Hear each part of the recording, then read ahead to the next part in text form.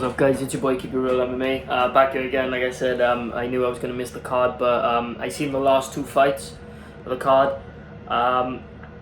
So what I'm going to do is, to save some time, right, I'm going to essentially skip over like the whole card. I'm just going to break down the last two fights, because those are the fights that I caught before I went to work, because I woke up pretty early before my alarm, and those are the two fights that I saw before I left for work. It was obviously Paddy and Jared Gordon and Ankalaev and Blachowicz. Those were the fights that I saw. So I'm gonna go through those two, and well, I'm gonna take it one video at a time. I'm just letting you know on this video so that you know. So then for the next video, it's just that, so you don't get confused as to why there's no whole breakdown of the card. There's no point in me going through the whole card if I didn't see the card, right? So all I'm gonna say is for the card is that I had a positive record for the card. I forgot the exact number actually, that's why I said positive record, but I know I had a positive record, so it's all good. I'll probably just edit it in quick text, so yeah. Anyway, so obviously as you can tell by the title, this is breaking down the Paddy Pimblett and Jared Gordon fight, and what I think about it, and how it transpired. I'm just going to be blatant and honest with it. It was a robbery. Jared Gordon won, in my opinion. This is what my prediction was. I thought Paddy was going to sub him in the third round, but clearly Paddy took the third round off, and he even admitted to taking the third round off himself. He clearly lost the first round. There's no debate. If I can see, I know the scoring criteria very well, and I study up on it a lot, but the fact that I was barely watching the fight while getting ready for work, I'm literally getting ready, and you know what I mean, like having breakfast and shit, and I'm with my dog and stuff, and I can still see it in the corner of my eye, and I can clearly tell that Paddy lost the first round. Like, everybody's talking about this elbow he landed off his bottom. It's bullshit. It's not enough to win the round. He basically, to the point of almost getting dominated in that round. He got out controlled right at the end of that round. Jared Gordon landed the cleaner shots, and he landed more of them. Not only did he land more shots, he landed the cleaner shots too. You know what I mean? That wins him the round easily.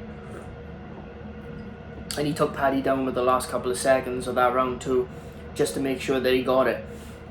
Based off the scoring criteria damage, he wins that. Second round, Paddy Pimblett quite clearly wins the second round. I'll admit that. He quite clearly wins the second round. There's no debate. It's still a very close round though. Every single round was close. And I'll get the Paddy, Dana and Joe Rogan in a minute. But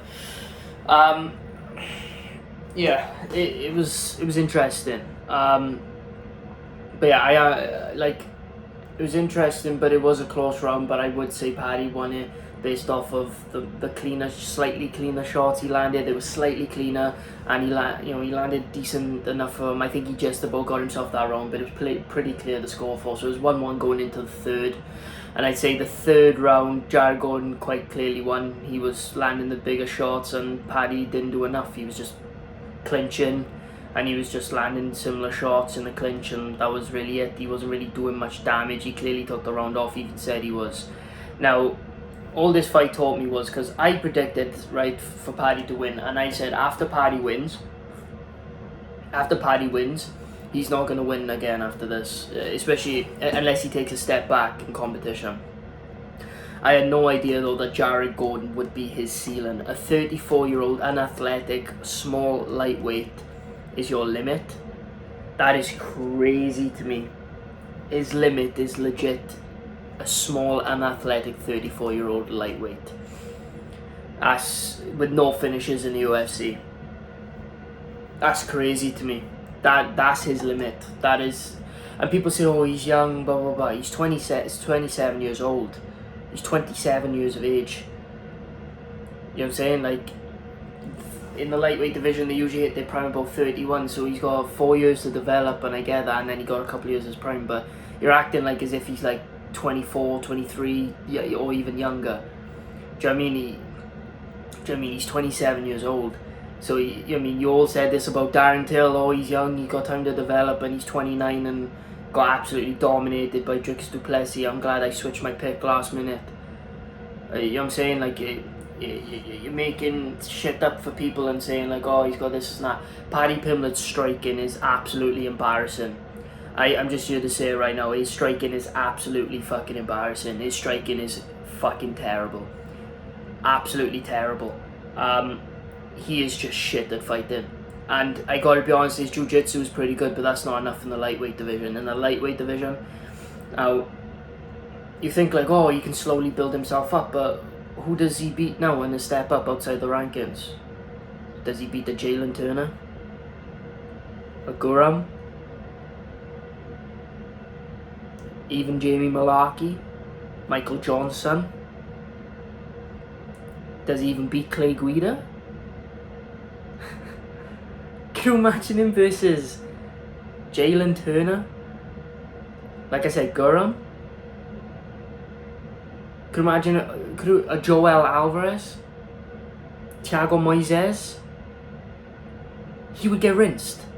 Like that. He'd lose in the first round. This is what I would predict, right? Jalen Turner would knock him out in the first round. Jamie Malarkey would finish him in the third, I think. Michael Johnson would knock him out in the first round. Guram would knock him out in the first round. Joel Alvarez will knock him out in the first round as well. He has no chance. With that type of striking, no chance. And he can't even get takedowns. I mean, he tried to take down Jared Gordon and it got reversed. Once he tried it. And he got reversed. Didn't try it again for the rest of the fight. It's not good. It's not a good look. Terrence McKinney. He doesn't beat Terrence McKinney either. Terrence McKinney absolutely demolishes him easily. It was an embarrassing performance, and I mean, Jared Gordon also looked fucking trash, absolutely trash, and people are saying in the comments, oh, he's the real deal, he's the real deal. All this fight proved is that Jared Gordon is slightly less shit of a fighter than Paddy Pimblett. That's all it proved. That was it. That's all it proved. Because they are both fucking awful fighters. They're shit. Compared to other lightweights outside the rankings and in the rankings, they are fucking terrible fighters. They can't hang with the other lightweights. No chance. They can't. And Terrence McKinney would knock him out first round. Easy. It's just not a good look. It's just not a good look. It's like, where are you going to go from here? Because it's like, it's not a good look. Like, he can't take a step down because the fans won't like that. But if I was his manager, I'd be like, maybe take a Clay Guida. Maybe a Claudio Puelles. He could maybe take a Claudio Puelles, who got terrible striking himself. Could take a Claudio Puelles. Mark Madsen, maybe. Who else outside the rankings? Does he even take his chances against Michael Johnson, who's the greatest 50% fighter of all time? I mean, you know what I'm saying? Like, these fights that Paddy would have to take, right? It would turn him into a KO artist. Like, I truly believe it would. It would turn him into, like, a proper knockout artist. You know what I'm saying? And by knockout artist, I mean him getting KO'd. Like, he'll get KO'd so many times that he'll practice falling down elegantly and flawlessly, you know what I'm saying? Like, he has no chance. I was skeptical at first. I was saying, like, you know what I mean? Like, I don't see him getting to the top 15 at all. And now I know for a fact he's not getting to the top 15. I don't even fancy his chances against a washed-up Tony Ferguson in the top 15. I don't think I do. I don't think I do. I mean, nah, I don't even fancy his chances against a washed-up Tony Ferguson. I really don't. Man, it's sad though, right? It's sad, but it is what it is. That's just life. But he's just not good. He's not good enough to hang with these lightweights. He's not. He's good enough to beat the Jordan Levitt. He's good enough to beat a Vargas, Luigi Vengemini. You know what I'm saying? But he can't even beat a Jared Gordon. I know he technically beat him, but it was a robbery. Pimblett won the second round, but the first round, third round goes to Jared Gordon pretty fucking clearly. There's just no debate. It's clear. But, you know, it is what it is. That's just the judges for you. Yeah, I just wanted to break down that fight because I did see it. Obviously, I see the Blachowicz-Ankalaev fight. I'll break that down in the next video, so stay tuned for that. But yeah, guys, I mean, that's all for it. If I was Paddy, right, to make it look less bad, give him someone like... could he take a Grant Dawson? Because I fancy his chances against a Grant Dawson, because Grant Dawson has terrible striking himself. And I think Grant Dawson's a much better wrestler. See, if Jared Gordon's manhandling you on the ground... No, I don't think he does well against Grant Dawson. Give him a Claudio Puelles, someone like that. Yeah, like a Claudio Puelles. Dana White in the press conference saying that Jared Gordon shouldn't have taken the 3rd round off, even though Jared Gordon clearly won and was the one pressing the action. Paddy literally admitted in the press conference, after the post-fight press conference, he took the 3rd round off. So Dana, you say you're not pushing these fighters, you're saying you're not catering to him, but come on, man, you're bullshitting yourself, yeah. Same with Joe Rogan. I'm gonna go hard as fuck on Joe Rogan in my next video. You know why. If you know how to score a fight, you know why.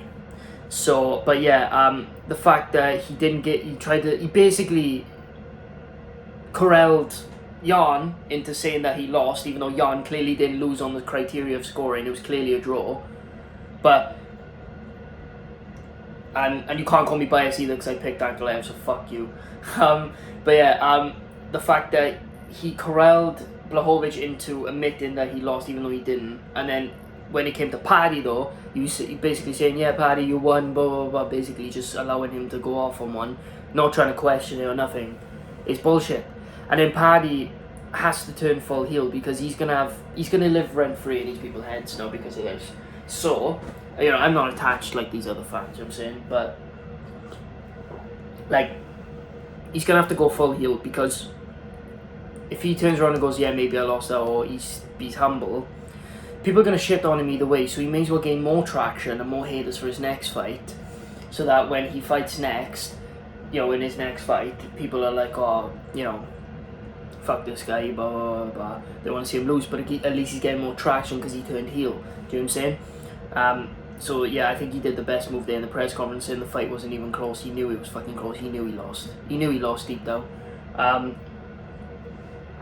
So yeah, he knew he fucking lost. But yeah, yeah, it's just one of those where it's like, well, what do you do?